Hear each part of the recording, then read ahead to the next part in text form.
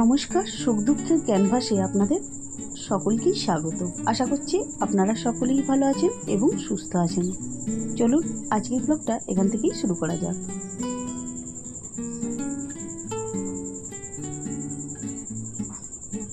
আজকে আপনাদের সঙ্গে আমি আরও কিছু গল্প শেয়ার করব। যদি আপনাদের এই ব্লগটা ভালো লেগে থাকে অবশ্যই লাইক, কমেন্ট, শেয়ার করতে ভুলবেন না।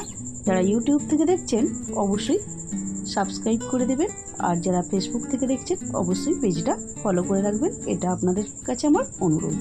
অবশ্যই কিছু কথা আপনাদের সঙ্গে আবার বলে রাখি, আপনারা যে আমাকে এত অনুপ্রেরণা দেবেন আমি ভাবতে পারি না, কিন্তু আপনারা যে এই অনুপ্রেরণা দিচ্ছেন এতে আমি আরও অনুপ্রেরিত হয়ে আমি ব্লগগুলো করবার চেষ্টা করছি। চলুন আজকের সকালবেলা চা দিয়েই শুরু করি। জানেন তো, ছোট্টবেলা থেকেই তো আগের দিনেই বলেছিলাম যে এরকম শুনতে হতো বাবাকেও আমাদেরকেও। যাই হোক, আমার বদ্দি ছিল মানে গ্র্যাজুয়েট পাস। যাই হোক, ওনার ভালো সম্বন্ধ দিয়ে করেই বিয়ে হয়েছে। আর তারপরে আমরা মাথার ওপরেই ছিলাম, মানে 4টে বোন, ধরুন মাধ্যমিক দিয়েই বসে আছি। সেই সময় আমরা টিউশন করতাম আর আমি একটা বুথে কাজ করতাম। এখন যেমন হাতে মোবাইল সকলের, তখন এতটা মোবাইলের যুগ ছিল না। প্রায় ধরুন 2006 ওই টাইমটায় করে তখন আমি একটা এসটিডি বুথ ছিল, সেই বুথেই কাজ করতাম। যাই হোক, ওখান থেকেই আপনাদের দাদার সঙ্গে আমার যোগাযোগ। ও এসে প্রথমে আমাকে বললেও বাড়ির সঙ্গেই যোগাযোগ করে এবং বাড়িতে বাবা মা দিদিদের সামনে আর কি প্রস্তাবটা দেয়। তারপর আমার বাড়ির লোক সেই প্রস্তাব দেখে বাড়িতে এসে যোগাযোগ করে আমাদের বিয়েটা সম্পন্ন হয়। তবে আমি বুঝতে পারিনি তখন যে মানে এরা এইভাবে যে ধরুন শ্বশুরবাড়ি থেকে যে মন থেকে মানতে পারেনি বিয়েটা, আমি সত্যিই ভাবতে পারিনি। আমি নিজের বাবা মায়ের মতোই ব্যবহার করেছি, কিন্তু প্রথমেও বুঝতে পারিনি আমি।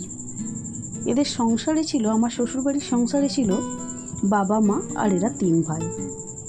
তবুও কোথা থেকে যে কি হয়ে যায়, জীবন কখন কাকে কোথায় টেনে নিয়ে যায় কেউ জানে না। সেরকমই এক ঘটনা আমার সঙ্গে ঘটে গেল। অনেক স্বপ্ন নিয়ে একটা মেয়ে সংসার করতে আসে, কিন্তু সেই স্বপ্নটা সবার ক্ষেত্রে যে সাজে না, সেটা আমি জীবন দিয়ে উপলব্ধি করেছি।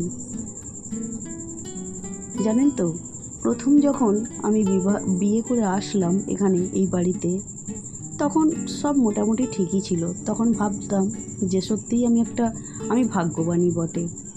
কিন্তু আস্তে আস্তে ক্রমশ প্রকাশ্য বলে একটা কথা আছে, সেই প্রকাশ্যে সত্যিই মানে আস্তে আস্তেই প্রকাশ পেল, সবার রূপ দেখতে পেলাম আমি। আজকে এই কথাগুলো হয়তো আমাকে বলতে হতো না, আর আমি এতদিন বলতেও চাইনি, কিন্তু যতই নিজের মনের মধ্যে রাখি না কেন, সেই ভেতরের চাপা কান্না শোনার কেউ লোক থাকে না। তাই আজকে আপনাদের সামনে বেরিয়ে এলো এই কথাগুলো। 2 দেওর ছিল অবিবাহিত, তাই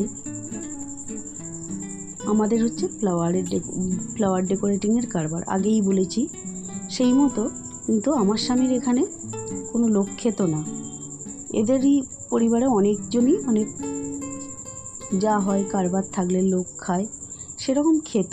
আমি রান্নাও করতাম। এখন দেখছেন যেমন আমি কাঠের জালে রান্না করছি, এটা আমি প্রথম থেকে এসেই করেছি। তখন গ্যাসের এত প্রচলন ছিল না যদিও। তারপরে যখন গ্যাস আসার কথা হলো, তখন কিন্তু মানে আমার শাশুড়ি মা নিজেই বললেন যে আমি নাকি রাজরানী হয়ে যাব, সেই ভয়ে উনি গ্যাস নিচ্ছেন না। কত বড় কষ্টের কথা বলুন তো। তারপর শুরু হলো, আমি কনসিভ করলাম। কনসিভ করার পর তারপর থেকেই মানে অত্যাচার শুরু। আমি ভাবতেও পারি না যে এই রকম এদের থেকে এক্সপেক্ট করবো, আমি ভাবতে পারি না। জানেন, এক কাপ দুধ খাওয়ার অধিকার ছিল না। আমি দুধ খেলে নাকি ওদের সব শেষ হয়ে যাবে। আমি তখন প্রেগনেন্ট। তখন বলুন তো, একটা প্রেগনেন্ট মানুষের দুধের দরকার আছে কি না? দুধ খাওয়া যাবে না। ডিম খেতে গেলে শ্বশুর বলবে ডিম খেতে নেই, যে বাচ্চা থাকলে নাকি ডিম খেতে নেই। এইভাবে দিনের পর দিন আমায় অত্যাচার করেছে। আরও অনেক কথা আজ এই পর্যন্তই থাকলো। পরের দিনে আমি আবার বলবো বাকি কথা। আসছি পরের ভিডিও নিয়ে। আজ এই পর্যন্তই রান্না করেছি। আপনাদের যদি ব্লগটা ভালো লেগে থাকে অবশ্যই লাইক কমেন্ট শেয়ার করবেন, আর ভালো লাগলে আমার পাশে থাকবেন। ততক্ষণ পর্যন্ত আপনারা সকলেই